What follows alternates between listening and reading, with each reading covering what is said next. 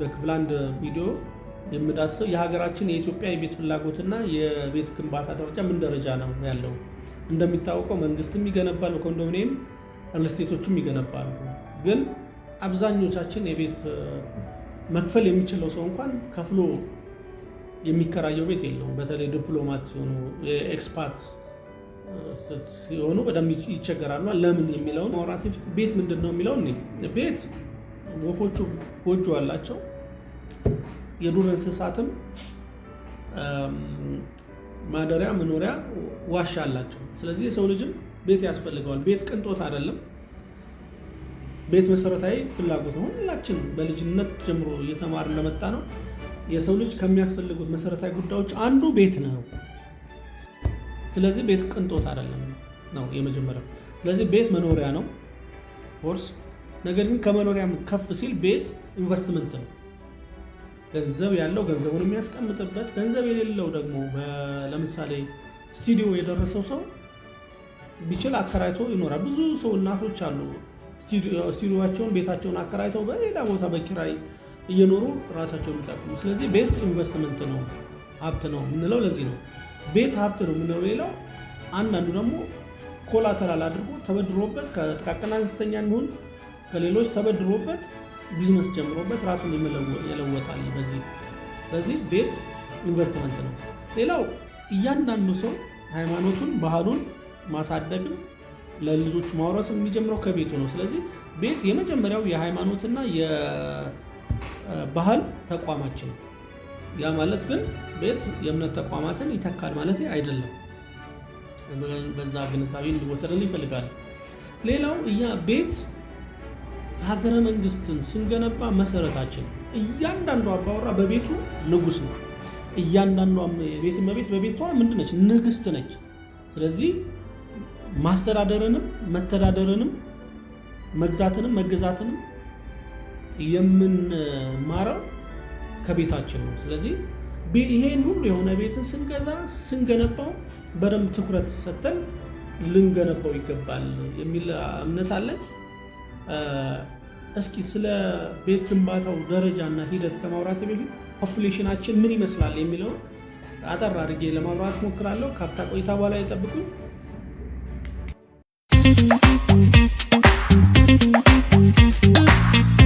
ቤት ለሰው ነው የሚሰራውና ቁጥራችን ምን ደረሰ የሚለውን ስነ ህዝብ ዳታችን ምንድነው የሚለውን እስኪ ትንሽ ማብራሪያ ልስጥ።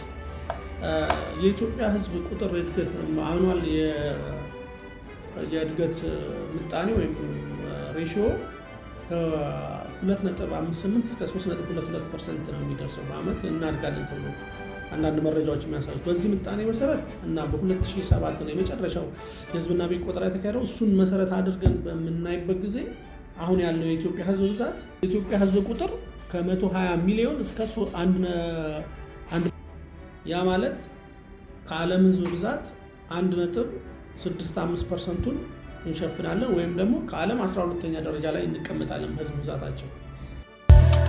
ኢትዮጵያ አርባናይዜሽን ሬት ደግሞ የሚያሳየው ከ5.6 እስከ 6% በአመት ያድጋል ነው። ከተማ የሚያድገው አንድ ከተማው በመስፋት ነው። ሁለተኛ በኢሚግሬት በማድረግ በፍልሰት ነው። ሌላው በኢንዱስትሪያላይዜሽን ነው። ስለዚህ በዚህ ሁሉ ተደማምሮ 6% አንድ ከተማ እድገት አለ በዚህ ሀገር ተብሎ ይታሰባል። ከዚህ ከ135 ሚሊዮን ህዝብ ውስጥ በከተማ የሚኖረው 31 ሚሊዮን ወይም ደግሞ 22.5% ነው። ስለዚህ ቤትን ስናስብ በአብዛኛው የምናስበው ይህንን ቁጥር ነው። ሌላው በአዲስ አበባ ደረጃ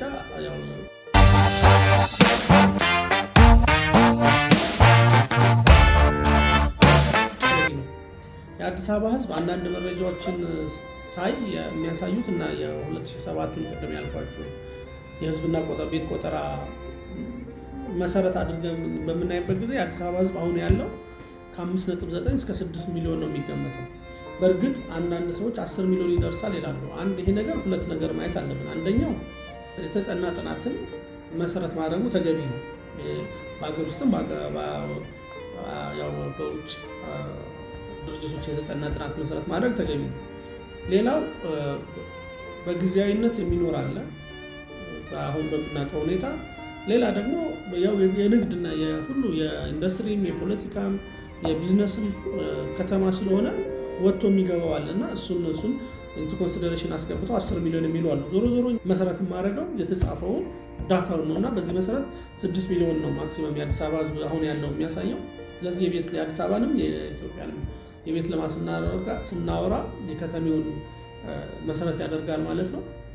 ይህንን ስለ ህዝብ ይህንን ካልኩኝ የቤት ልማት እንቅስቃሴ የተጀመረው በኃይለ ሥላሴ ወይም በንጉሱ ዘመን ነው።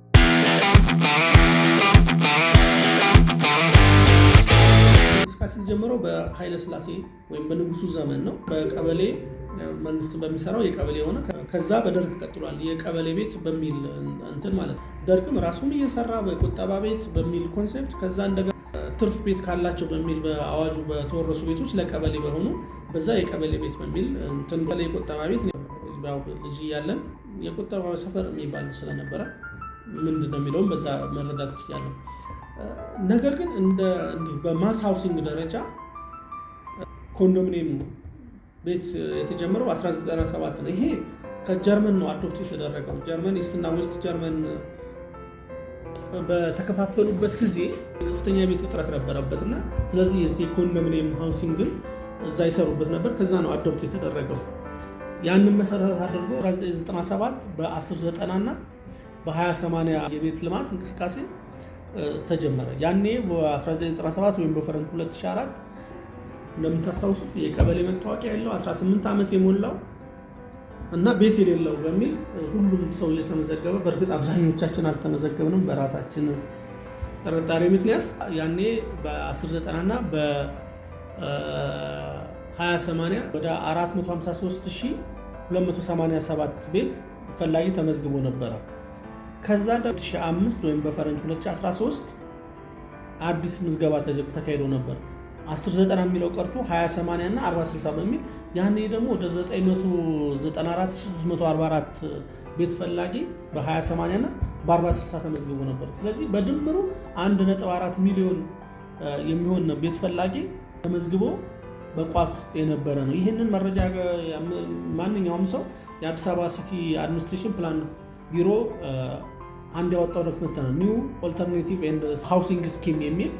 እሱን ዶክመንት ስናይ እንደገና ደግሞ ሌሎች ጥናቶችን ስናይ 1.4 ሚሊዮን ውስጥ በ2020 ላይ በፈረንጅ የተገነባው ቤት ብዛት 383,000 ቤት ብቻ ነበር። 2023 አካባቢ ኦቨርኦል ለቤት ተጠቃሚ የተላለፈው ወደ 353,000 ቤት 353,376 ቤት ነው። ይሄ ኢንክሉዲንግ ሱቆቹንም ይጨምራል እና ስለዚህ ያንን ቁጥር ስናቀናንስ ወደ 1,045,000 ቤት ስቲል አልተገነባም ማለት 14 ዓመት በኋላ የተገነባው ይሄ ነው እና ያን እንዳለ ሆኖ ባለፉት 5 ዓመታት 50,000 ቤት በአመት ይገነባል ብለን ብንወስድ በ5 ዓመት 250,000 ቤት ተገንብቷል እንደማለት ነው። ይህን ሁሉ ደማምረን ስናቀናንስ ወደ 795,000 ቤት ስቲል ባክሎግ አለ ያልተሰራለ ማለት ነው። ይሄ ሶስት ነገሮችን አይጨምርም። አንደኛው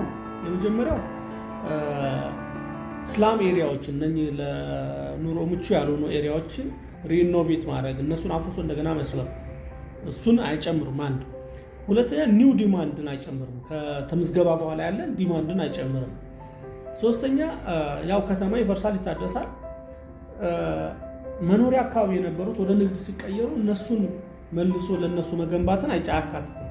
እነዚህን ደግሞ ተደማምሮ አንዳንድ ጥናቶችን ላይ ባገኘሁት መሰረት ስንደማምራቸው 965,000 ቤት ስቲል መገንባት ያስፈልጋል ማለት ነው። አሁን ባለው ሁኔታ የተገነባና ለሰው ተላለፈ ተብሎ የሚታሰበው 2020 ላይ 25% ብቻ ነበር። ጠና 2007 ላይ የተጠና ጥናት አለ። ከተሰሩት ቤቶች ውስጥ ራሱ 75 በመቶ ከጭቃና ለኑሮ ምቹ አይደለም የሚሉ አለ። እሱን ስደምረው ለሰው ልጅ ልበብል የሆነ የራሱ ሳሎን፣ መታጠቢያ፣ ማብሰያ የተለየለት፣ መተኛ የተለየለት ቤት የሚል ሀሳብ ከወሰድን ከ1.2 እስከ 1.5 አንዳንዴም እስከ 2 ሚሊዮን ቤት መገንባት ያስፈልጋል በአዲስ አበባ ደረጃ ማለት ነው። ኦቨርኦል የተገነባው 2020 ላይ 25% አይሞላም ከተመዘገበው ሰው ቤት የተላለፈለት በጣ የደረሰው። አሁን ባለው ሁኔታ ደግሞ 47% ነው ቤት ተላልፎለታል ተብሎ የሚታሰበው አሁን ባለው በጥናቶቹ የሚያሳልፍ። በእርግጥ በፊት ያልተሰራ ስራ ቢኖርም ማለት ነው። ስለዚህ ይሄ ምንን ያሳያል የሚለውን በቀጣይ የምናይ ይሆናል።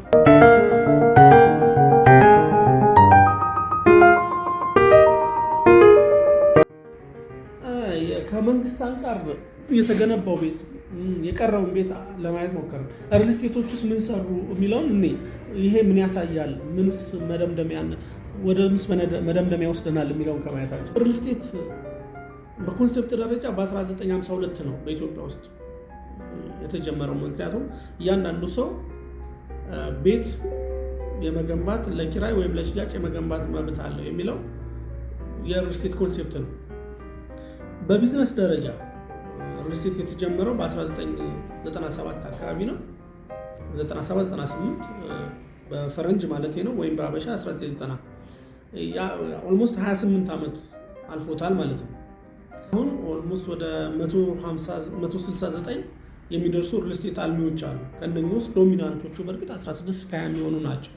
እነኚህ ሁሉ 169ኙ በ28 ዓመት ውስጥ የሰሩት ቤት ብዛት ቪላንም ስቱዲዮንም ጨምሮ ኮሜርሻሎችንም ጨምሮ ከ25,000 እስከ 30,000 ነው። አንዳንዴ እስከ 40,000 ይደርሳል የሚሉ ጥናቶች አሉ። በእርግጥ ማጥራት ይጠይቃል። ዞሮ 40,000 እንኳ ቢሆን ያን ያህል ኮንፊደንስ የሚሰጥ እና በደንብ ሰሩ የሚያስብል እንትን የለም። ወደ በአመት 1,000 ቤት ነው እንደማለት ነው።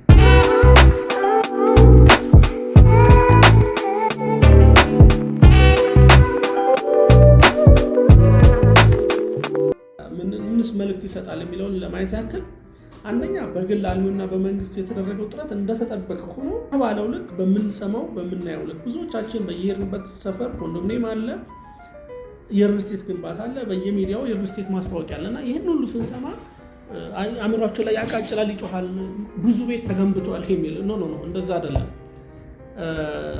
ገና ነው። ኦልሞስት እንግዲህ ቀደም እንደነገርኳችሁ 800,000 የሚያክል ቤት እንኳን እስካሁን ከ97 ጀምሮ አልገነባንም።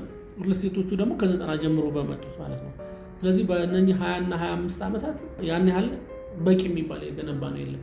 ለዚህ ማሳያው ደግሞ ጥናቶች ወርልድ ባንክም አዲስ አበባ መስተዳድር ራሱ ያስጠናውን በፕላን ኮሚሽን በኢትዮጵያ ፕላን ኮሚሽንም በአመት ከ486,000 ቤት እንደ ሀገር መገንባት አለብን በዚህ 10 ዓመት እስከ 2035 የኢትዮጵያን የቤት ችግር ለመቅረፍ። ያ ማለት ሁሉም ሰው ቤት ያገኛል ማለት አይደለም። አትሊስት ግን የኪራይ ዋጋ ይቀንሳል። አትሊስት ግን የቤት እጥረት አይኖርም። ሰው ለመከራየት የሚፈልገው ቤት እጥረት አይኖርም ነው። በአዲስ አበባ ደረጃ ደግሞ ከ100,000 እስከ 120,000 ቤት መገንባት ግድ ይለናል። ምክንያቱም በአዲስ አበባ ደረጃ ከ1.5 እስከ 2 ሚሊዮን ቤት ያስፈልገናል። በአዲስ አበባ አስተዳደር ባስጠናው የስትራክቸር ፕላን 2017 ላይ ባስጠናው እንኳን 1.2 ሚሊዮን ቤት እስከ 2027 መገንባት አለብን የአዲስ አበባ የቤት ችግር ለመፍታት የሚል አለ። እንግዲህ ያኔ ኮሪደር ልማቱ ወዘተ ነበረው የሚለው እንዳለ እንትኑ ነው። ይህ ምን ያሳያል? ይህ ምን ትርጉም አለ የሚለውን ስናይ አንደኛ በሄድንበት ኮንዶሚኒየም ስለምናይ በየዕለቱ የሪል ስቴት ማስታወቂያ ስለምንሰማ በየሄድንበት የሪል ስቴት አፓርትመንት እዛም ስለተገነባ ብዙ ቤት ተገነባ ማለት አይደለም። ቤት አልገነባንም በዚህ 20 ዓመት። ስለዚህ ለመንግስት ትልቅ የቤት ስራ አለበት ማለት ነው፣ ለማስተባበርም ለመስራት። ምክንያቱም ግልጽ ነው አልሚው ለዝቅተኛው የህብረተሰብ ክፍል ቤት ይሰራል ብሎ መገመት ትንሽ ያስቸግራል። ስለዚህ ትልቅ የቤት ስራ አለበት። ለአልሚው ደግሞ ትልቅ ክፍት የሆነ ገበያ አለ ማለት ነው። ሀገር ደግሞ የምንወስደው አንድ ነገር አለ። አንደኛ እስካሁን ከምንከተላቸው በመንግስት በኮንዶሚኒየምም ይሁን በሪል ስቴትም ይሁን ለመገንባት የምንሄድባቸው ነገሮች በደንብ ማሰብ ይፈልጋል። የተለየ ስኪል ከግንባታ ሞዳሊቲ አንጻርም ከቁስም ቴክኖሎጂን ከመጠቀም አንጻር ትኩረት መስጠት አለብን። ሁልጊዜ ኮንክሪት እና ብሎኬት ላይ ስቲክ ማድረግ የለብንም። እዚህ ኬንያ ብንሄድ፣ ኡጋንዳ ብንሄድ በጂ+9 ቤት አሁን የፖሊስ ኮሚሽን ሲሜክስ ነው ምናምን የሚባል አንድ የኬንያ ድርጅት የሰራው በ9 ወር የሚገርማል። እነኝህን ቴክኖሎጂዎች ወደ ሀገር ማምጣት ይጠብቃል። ፓርቴሽን ሁልጊዜ ብሎኬት መጠቀም ያለብን ብዬ አላስብም። እሱን መደብ ማየት ይፈልጋል። ሌላው ሪል ስቴት አልሚዎች ሁሉም አሁን 169 የሚሻሙት አንድ ማርኬት ላይ ነው ማለት ነው። አንድ ገዢ ላይ ብቻ ነው። ያም 1% እንኳን የማይሞላ 0.1% ሜቢ የሚሆን ቤት ገዢ ጋር አብዛኛው የሪል ስቴቶች ደንበኛ ከ75 እስከ 95% ዲያስፖራው እና ደግሞ በኤንጂኦ የሚሰራ እና እነዚህ በኢትዮጵያ ኤርላይንስ አካባቢ የሚሰሩ ፓይለቶች ሜቢ ካልሆነ በስተቀር አብዛኛው ኢትዮጵያ ነዋሪ የነኚህ ሪል ስቴት አልሚዎች ደንበኛነት ብሎ አይታሰብም። ምክንያቱም ካለው የቤቶቹ ዋጋ ውድነት አንጻር ውድነታቸው ከምን የመነጨ ነው የሚለው በክፍል 2 ቪዲዮ የሚቀርብ ሆኖ እንዳለ ማለት ነው። ስለዚህ እንደው ለማጠቃለል ያክል ከፍተኛ የሆነ የቤት ድማንድ አለ። እንደ መንግስት እንኳን እኔ አንድ ጥናት አይቼ ነበር 2021 2030 የ10 ዓመት መሪ ዕቅድ የሚል ይወጣል እና ኦፍ ኮርስ 4 ዓመት አልፎታል። በዚህ ላይ እንደ ሀገር 7.8 ሚሊዮን ቤት ያስፈልገናል መስራት አለብን ነው which is too much። በአመት 780,000 ቤት እንደ መስራት ማለት ነው። ከዚህ ውስጥ 4.4ቱ በከተሞች አካባቢ የሚሰሩ 600,000 በኢንዱስትሪ ፓርኮች ዙሪያ የሚሰሩ፣ ሌላው ደግሞ 2.8ቱ ስታንዳርዳይዝ የሚደረግ ምን ማለት ነው? ስታንዳርዳይዝ የሚደረግ እነኚህ ከጭቃ የተሰሩ የዘመሙ ቤቶችን ማስተካከል እንዲሁም በገጠር አካባቢ ለማድረግ ስራ እነኚህ ተደማምሮ 7.8 ሚሊዮን ቤት መገንባት ያስፈልጋል ይላል። ስለዚህ ከፍተኛ የሆነ የቤት ድማንድ አለ። ሪል ስቴቶች በደንብ ትኩረት ሰጥተው ማርኬታቸውን መቃኘት አለባቸው የሚል እምነት አለኝ። መንግስትም እንደ መንግስት ዜጋም እንደ ዜጋ ኃላፊነቱን መወጣት አለበት የሚል እምነት አለኝ። ነገር ግን ይሄ ሁሉ ጥረት እያለ ይሄ ሁሉ ጥረት ባለበት ደግሞ ትንሽ ገንዘብ ያለን ሰዎች ወደ ሪል ስቴት በምንሄድበት ጊዜ ምንምና ወደ ቤት ገዢዎች መሄድ ስንሄድ ምን ነገሮችን ማየት አለብን የሚለውን በቀጣይ እንሄዳለን። እስከዛው በሰላም ቆዩኝ። የእግዚአብሔር ሰላምና በረከት ከሁላችን ጋር ይሁን። ሰላም ለሁላችን፣ ሰላም ለሀገራችን፣ ሰላም ለሕዝባችን ይሁን።